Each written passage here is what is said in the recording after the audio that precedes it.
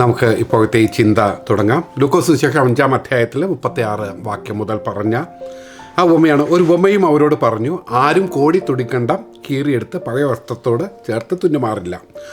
തുന്നിയാലോ പുതിയത് കീറുകയും പഴയത് കണ്ടം പഴയതിനോട് ചേരാതിരിക്കുകയും ചെയ്യും. ആരും പുതുവീഞ്ഞ് പഴയ തുരുത്തിയിൽ പകരാറുമില്ല. പകർന്നാർ പുതുവീഞ്ഞ് തുരുത്തിയെ പൊളിച്ച് ഒഴുകിപ്പോകും, തുരുത്തിയും നശിച്ചു പോകും. പുതുവീഞ്ഞ് പുതിയ തുരുത്തിയിൽ അത്രേ പകർന്നു വെക്കേണ്ടത്. പിന്നെ പഴയത് കുടിച്ചിട്ട് ആരും പുതിയത് ഉടനെ ആഗ്രഹിക്കുന്നില്ല, പഴയത് ഏറെ നല്ലത് എന്ന് പറയും. നമ്മുടെ കർത്താവ് വളരെ സന്നിഗ്ധമായിട്ട് വ്യക്തമായിട്ട് പറഞ്ഞൊരു കാര്യമാണത്.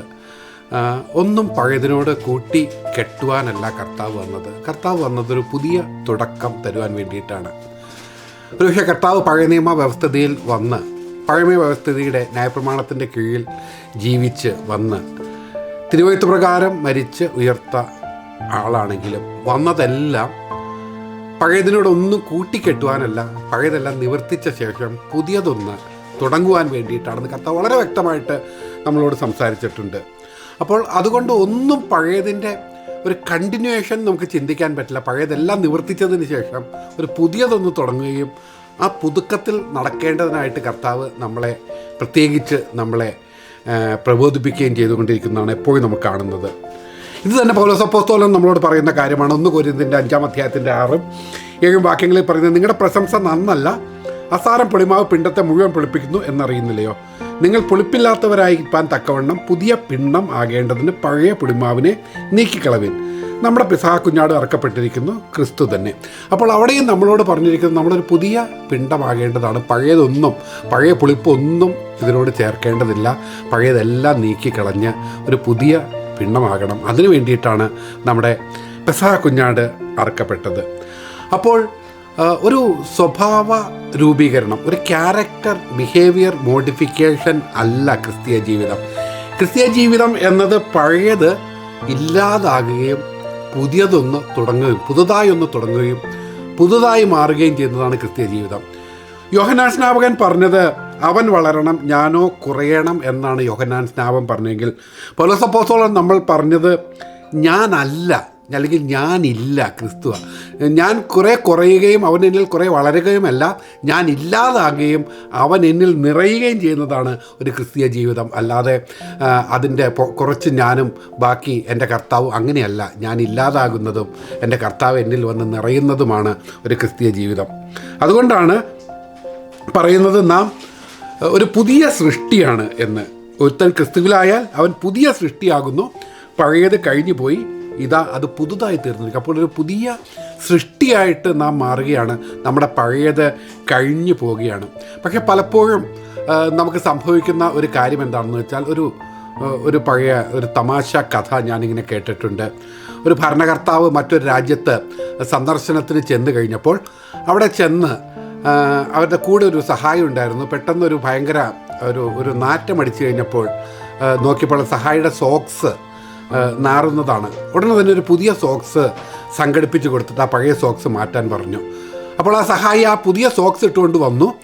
പക്ഷേ ആ സ്മെല്ല് മാറുന്നില്ല. അപ്പോൾ നേതാവ് നോക്കിയിട്ട് പറഞ്ഞു, നിങ്ങൾ പുതിയ സോക്സ് ആണല്ലോ ഇട്ടിരിക്കുന്നത്, വീണ്ടും ആ സ്മെല്ല് മാറാത്തത് എന്താണെന്ന് ചോദിച്ചു. ആ സോക്സ് എന്തെന്ന് ചോദിച്ചപ്പോൾ അത് ഞാൻ എൻ്റെ പോക്കറ്റിൽ ഇട്ടിട്ടുണ്ടെന്നാണ് പറഞ്ഞിരിക്കുന്നത്. അപ്പോൾ പലപ്പോഴും നമ്മുടെ ക്രിസ്തീയ ജീവിതത്തിൽ പലപ്പോഴും ഒരു സ്മെല്ല് അത് മാറാതിരിക്കുന്നതിൻ്റെ കാരണം നമ്മുടെ പഴയത് പൂർണ്ണമായിട്ട് നാം കളയാതെ ഒരു പുതിയത് ധരിച്ചിട്ടുണ്ടെങ്കിലും നമ്മുടെ പഴയത് ചിലത് നമ്മുടെ പോക്കറ്റിൽ കിടക്കുന്നത് കൊണ്ടാണ് പലപ്പോഴും പറ്റുന്നത്. പഴയതെല്ലാം കഴിഞ്ഞു പോവുകയും ഒരു സമ്പൂർണ്ണ പുതുക്കം, ഒരു പൂർണ്ണമായ പുതുക്കമാണ് കർത്താവ് നമ്മളിൽ നിന്ന് ആഗ്രഹിക്കുന്നത്. അതുകൊണ്ട് നമ്മൾ ക്രിസ്തീയ ജീവിതത്തിൽ നമുക്ക് ലഭിക്കുന്ന ജനനവും പുതിയതാണ്. യോഹന്നാൻ്റെ സുവിശേഷം 3:3 യേശു അവനോട് ആമേൻ ആമേൻ ഞാൻ നിന്നോട് പറയുന്നു, പുതുതായി ജനിച്ചില്ല എങ്കിൽ സ്വർഗരാജ്യം കാണുവാൻ ആർക്കും കഴിയില്ല.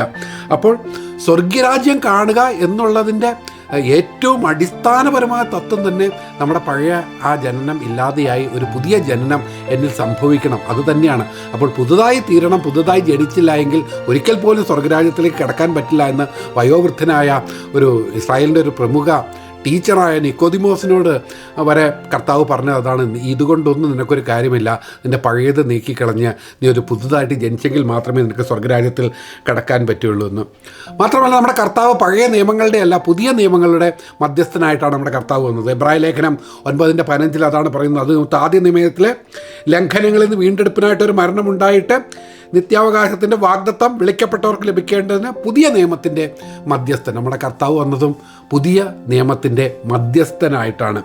എന്ന് മാത്രമല്ല യെരമ്യാ പ്രവചനത്തിലൂടെ എടുത്ത് പറഞ്ഞിരിക്കുന്ന കാര്യമാണ്, പുതിയൊരു നിയമം നമുക്ക് ലഭിച്ചിരിക്കുന്നത് പുതിയൊരു നിയമമാണ്. നമുക്ക് ലഭിച്ചിരിക്കുന്ന പഴയ നിയമമോ അതിനോട് കൂട്ടിക്കെട്ടിയതോ ആയ ഒന്നുമല്ല. നമുക്ക് കർത്താവിൽ നമുക്ക് ലഭിച്ചിരിക്കുന്ന ഒരു പുതിയ നിയമമാണ്.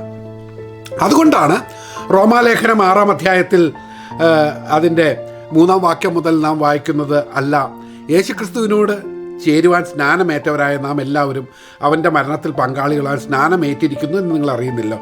അങ്ങനെ നാം അവൻ്റെ മരണത്തിൽ പങ്കാളികളായി തീർന്ന സ്നാനത്തിൽ അവനോട് കൂടെ കുഴിച്ചിൽപ്പെട്ട് ക്രിസ്തു മരിച്ചിട്ട് പിതാവിൻ്റെ മഹിമയിൽ ജീവിച്ചെഴുന്നേറ്റ പോലെ നാമും ജീവൻ്റെ പുതുക്കത്തിൽ നടക്കേണ്ടതിന് തന്നെ. അപ്പോൾ നമ്മുടെ സ്നാനമെല്ലാം ക്രിസ്തുവിനോട് ചേർന്നതുമെല്ലാം നമ്മുടെ പഴയത് കുറച്ച് നന്നാക്കി കുറച്ച് നല്ല സ്വഭാവക്കാരനായിട്ട് മാറി അങ്ങനെ അങ്ങ് നടന്നു പോകാനല്ല, നാം ജീവൻ്റെ പുതുക്കത്തിൽ നടക്കേണ്ടതിന് വേണ്ടിയിട്ടാണ് നാം കർത്താവ് നമ്മളെ വിളിച്ചതും നമ്മളെ രക്ഷിച്ചതും എല്ലാം. വീണ്ടും റോമാലേഖനത്തിൽ 7:6 പറയുന്നു, നമ്മൾ ആത്മാവിൻ്റെ പുതുക്കത്തിൽ നാം കർത്താവിനെ സ്നേഹിക്കണം. അവിടെയും കർത്താവ് നമ്മളോട് പറയുന്ന ആത്മാവിൻ്റെ പുതുക്കത്തിൽ നടക്കണമെന്നാണ്. എഫേസ്യ ലേഖനം 4-ാം അധ്യായത്തിൽ എടുത്തു പറയുന്ന കാര്യമാണ് 23 വായിക്കുമ്പോൾ, നിങ്ങളുടെ ഉള്ളിലെ ആത്മാവ് സംബന്ധിച്ച് പുതുക്കം പ്രാപിച്ച് സത്യത്തിൻ്റെ ഫലമായ നീതിയിലും വിശുദ്ധിയിലും ദൈവാനുരൂപം സൃഷ്ടിക്കപ്പെട്ട പുതു മനുഷ്യനെ ധരിക്കണം. അവിടെ എടുത്തു പറയുന്ന കാര്യമാണ് ആത്മാവ് സംബന്ധിച്ച് പുതുക്കം പ്രാപിക്കണം, പുതുമനുഷ്യനെ ധരിക്കണം. അപ്പോൾ ഇവിടെ എല്ലാം ആ ന്യൂനെസ്സാണ് കാണിക്കുന്നത്, പുതുക്കമാണ് കാണിക്കുന്നത്. പഴയതൊന്നും കൂട്ടിക്കെട്ടുകയോ പഴയതിനോടൊന്ന് ചേർക്കുകയോ പഴയതിനെ നന്നാക്കിയെടുക്കുകയോ പഴയതിനെ വളരെ നന്നാക്കിയെടുക്കാൻ നല്ലതാക്കിയെടുക്കുക അങ്ങനെ ഒരു കാര്യങ്ങളും അല്ല ക്രിസ്തീയ ജീവിതത്തിൽ നമ്മളോട് ആവശ്യപ്പെടുന്നത്. ജീവൻ്റെ പുതുക്കത്തിൽ നടക്കാൻ, ആത്മാവിൻ്റെ പുതുക്കത്തിൽ നടക്കാൻ, എല്ലാം പുതുതായി നടക്കാൻ, പുതിയ സൃഷ്ടിയായി നടക്കാൻ, പുതിയ നിയമത്തിന് കീഴിൽ നടക്കാൻ, അങ്ങനെ എല്ലാ തരത്തിലും പുതുതായി നടക്കുവാനായിട്ട് സമ്പൂർണ്ണമായ ഒരു പുതുക്കമാണ് കർത്താവ് നമ്മളോട് ആവശ്യപ്പെടുന്നത്. ദൈവമക്കളെ, ഇത് നമുക്കറിയാം. ഇനി അവസാന കാലം സംഭവിക്കുമ്പോൾ യെശയ്യാ 65 പഴയ നിയമ പ്രൊഫസിയിൽ എടുത്തു പറയുന്ന കാര്യമാണ്, ഇതാ ഞാൻ പുതിയ ആകാശവും പുതിയ ഭൂമിയും സൃഷ്ടിക്കുന്നു, മുമ്പിലത്തവയെ ആരും ഓർക്കുകയില്ല, ആരുടെയും മനസ്സിൽ വരികയുമില്ല എന്നാണ് പറയുന്നത്. അപ്പോൾ ഒരു പുതിയ ആകാശം, ഒരു പുതുവാന ഭൂമിയാണ് നമുക്ക് വേണ്ടി കാത്തു വെച്ചിരിക്കുന്നത്. പഴയതാരും ഓർക്കാതിരിക്കത്തക്കവണ്ണത്തിൽ ആരെയും മനസ്സിൽ വരിക പോലും ഇല്ലാത്തവണ്ണം ഒരു പുതിയ ആകാശ ഭൂമിയിലേക്കാണ് നമ്മൾ ഇനി ചെന്ന് ചേരാൻ പോകുന്നത്. അവിടെയും പുതുക്കം തന്നെയാണ്. ഇവിടെയുള്ളതൊന്നും നന്നാക്കിയെടുക്കുകയല്ല, അത് പുതുതായി മാറുകയാണ്. അത് വെളിപ്പാട് പുസ്തകം 21:1 അത് എടുത്തു പറയുന്നുണ്ട്, ഞാൻ പുതിയ ആകാശവും പുതിയ ഭൂമിയും കണ്ടു, ഒന്നാമത്തെ ആകാശവും ഒന്നാമത്തെ ഭൂമിയും ഒഴിഞ്ഞുപോയി, സമുദ്രവും ഇനിയില്ല. അവിടെയും ഒന്നാമത്തത് പഴയ ആകാശവും പഴയ ഭൂമിയും അവിടെ ഒഴിഞ്ഞു പോവുകയും അവിടെയും ഒരു പുതിയ ആകാശവും പുതിയ ഭൂമിയുമാണ് നമുക്ക് കാണാനുള്ളത്. വീണ്ടും 21:5 പറയുന്നത്, ഇനി മരണമുണ്ടാകുകയില്ല, ദുഃഖവും മുറവിളിയും കഷ്ടതയും ഇനി ഉണ്ടാകുകയില്ല, ഒന്നാമത്തത് കഴിഞ്ഞുപോയി, സിംഹാസനത്തിൽ ഇരിക്കുന്നവൻ ഇതാ ഞാൻ സകലവും പുതുതാക്കുന്നു എന്ന് അരുളി ചെയ്തു. എല്ലാം പുതുതാക്കുന്ന, എല്ലാം പുതുതായി നടത്തുന്ന ഒരു പുതുക്കത്തിലേക്കുള്ള യാത്രയാണ് നമുക്കുള്ളത്. ദൈവമക്കളെ, വളരെ പ്രത്യേകമായി നാം ശ്രദ്ധിക്കേണ്ട ഒരു കാര്യമാണ്, ഒരിക്കലും നാം ഒരു ക്യാരക്ടർ മോഡിഫിക്കേഷൻ, നമ്മുടെ സ്വഭാവം നന്നാക്കുന്നതോ സ്വഭാവ രൂപീകരണമോ ഒന്നുമല്ല ക്രിസ്തുവിൽ നമുക്ക് ലഭിക്കുന്നത്. ക്രിസ്തുവിൽ നാം പുതിയ സൃഷ്ടിയാകുകയാണ്. എല്ലാ കാര്യങ്ങളിലും ഒരു പുതുക്കമാണ് നമുക്ക് ആവശ്യം. നാം നടക്കേണ്ടത് ജീവൻ്റെ പുതുക്കത്തിലാണ്. പുതിയ ആകാശ ഭൂമിയിലേക്ക് നടന്നു പോകേണ്ട നാം എല്ലാ കാര്യത്തിലും ഒരു പുതുമയാണ് നമുക്ക് ആവശ്യം. ആ കർത്താവ് നമ്മളെ ആ പുതുമയാണ് നമുക്ക് തന്നിരിക്കുന്നത്. ആ പുതുമയിലാണ് നാം നടക്കേണ്ടത്. വ്യർത്ഥവും പാരമ്പര്യവുമായ അനേക നടപ്പിൽ നമ്മളെ വീണ്ടെടുത്തിരിക്കുന്നതാണ്, അത് മറക്കരുത്. വീണ്ടും നമ്മുടെ പഴയ പതിനോടും കൂട്ടിക്കെട്ടാതെ പുതുമയിൽ നടക്കാൻ, പുതുക്കത്തിൽ നടക്കാൻ ദൈവം നമ്മളെ സഹായിക്കട്ടെ. പരിശുദ്ധാത്മാവ് നമ്മളെ അതിന് സഹായിക്കും. ഈ വചനങ്ങളാൽ ദൈവം നമ്മളെല്ലാവരെയും അനുഗ്രഹിക്കട്ടെ. സ്തോത്രം.